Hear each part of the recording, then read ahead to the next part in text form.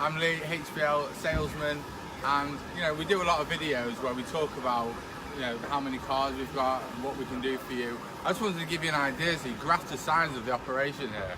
As you can see, we've got at least 500 cars in stock on our pitch at the back here.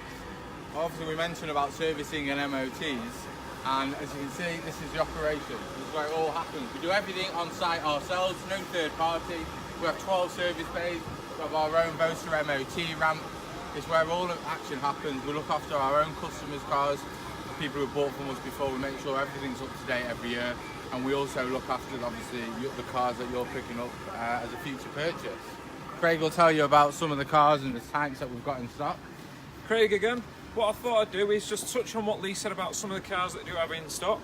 So I'm just going to show you a couple of the cars that we do have around.